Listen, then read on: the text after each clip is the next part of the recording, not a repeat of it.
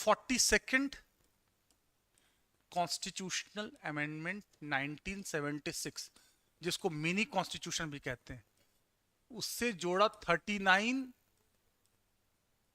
Big ए, small ए नहीं, adequate livelihood नहीं है ये। फिर हो गया 43 बिग ए और आर्टिकल 48 बिग ए। और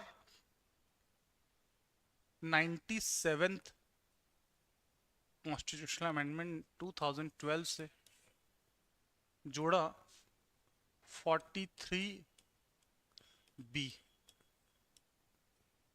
अब आप लोग बताइए 39 ए क्या है? या अगर मान लीजिए भूल गए, ठीक है, तो कैसे दूसरे तरीके से याद करेंगे?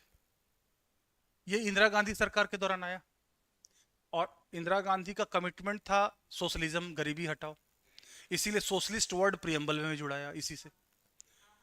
तो नेचुरल सी बात है सोशलिज्म पे फोकस होगा। और प्रो पुअर, गरीबी हटाओ। तो गरीबों का सबसे बड़ा प्रॉब्लम क्या होता है? वो सही भी होते हैं तो भी जुडिशरी नहीं जाते हैं, कोर्ट नहीं जाते हैं। उनको लगता है इतना महंगा वकील करना पड़ेगा, बार बार तारीख पे तारीख होगा, कोर्ट में बार जाना पड़ेगा, काम छोड़ के जाना पड़ेगा। और तो वो सही भी रहते हैं तब भी जस्टिस नहीं मांगते, और महंगा वकील करना पड़ेगा। हाँ, यही यही एग्जैक्टली वही बात। Free legal aid to poors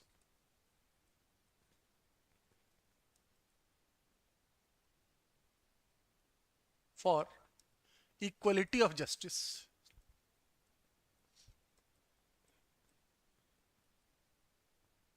free legal aid to poors. अगर कोई गरीब है, महंगा वकील नहीं कर सकता है, महंगा क्या वकील नहीं कर सकता है, तो सरकार उसको प्रोवाइड करेगी, उसको भी अपना केस लड़ने का अधिकार है। हम्म, हम्म, हम्म। तो ये इंदिरा गांधी ने जब गरीबी हटाओ का नारा दिया था 71 में, और उसके बाद तो फिफ्थ 5 ईयर प्लान 1974 से, वो तो आ ही गया, प्लान डॉक्यूमेंट में ही आ गया। फिर 20 सूत्री कार्यक्रम चलाया था 1975 में, गरीबी हटाओ। तो 43 ए भी सोशलिज्म से इंस्पायर्ड है, ये भी सोशलिज्म, ये भी सोशलिज्म।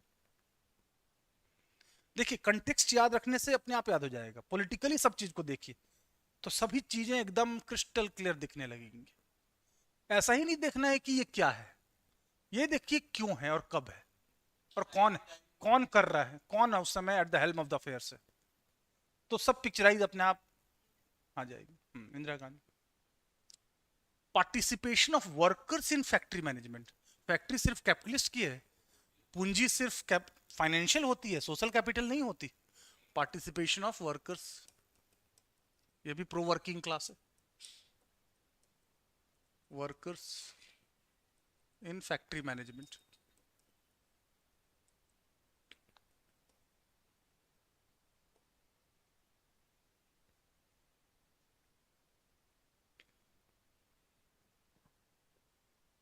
ये दो तो सोशलिज्म से, लेकिन दुनिया का फर्स्ट समिट ऑन एनवायरनमेंट हुआ था 1972 स्टॉकहोम में, जिसमें इंदिरा गांधी खुद भारत का रिप्रेजेंटेशन की थी प्राइम मिनिस्टर के रूप में।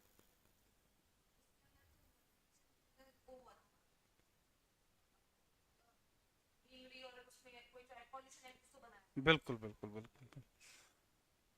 तो भारत का पहला एनवायरनमेंट समिट कब हुआ? स्टॉकहोम 72 में, भारत ने भी उसमें शामिल हुआ। उसी समय से ये डिसाइड किया गया कि 5 जून को एनवायरनमेंट डे मनाएंगे, पेड़ लगाएंगे। उसी समय प्रिंसिपल्स 21 राजी हुए। उसी समय इंदिरा गांधी भारत का रिप्रेजेंटेशन की, भारत का इंटरनेशनल कमिटमेंट हो गया। तो फॉरेस्ट वाइल्ड लाइफ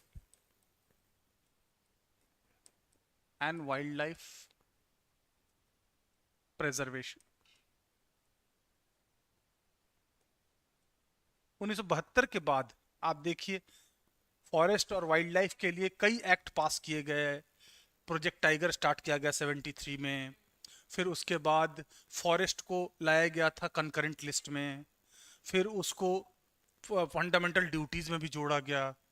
तो ये सब चीज़ें, क्योंकि बायोडाइवर्सिटी है, क्लाइमेट चेंज है, पॉल्यूशन है, ग्लोबल वार्मिंग है, ग्रीन हाउस इफेक्ट है, ओजोन लेयर डिप्लीशन है, एसिड रेन है, ये सब सुना है आप लोगों ने?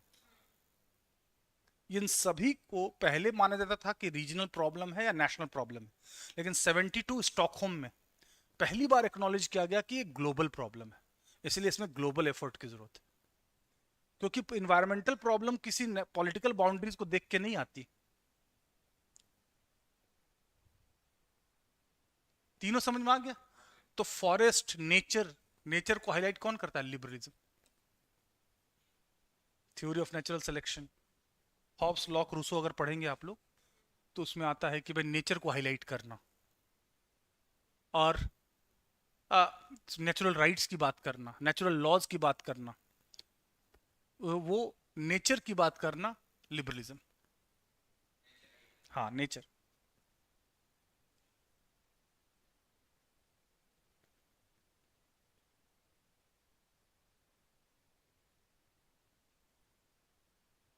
और 43 बी क्या है?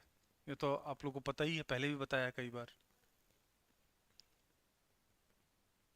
97th अमेंडमेंट से ही तो जोड़े ना, 19(1)(c), 43(b), cooperatives, promotion of cooperatives by the state।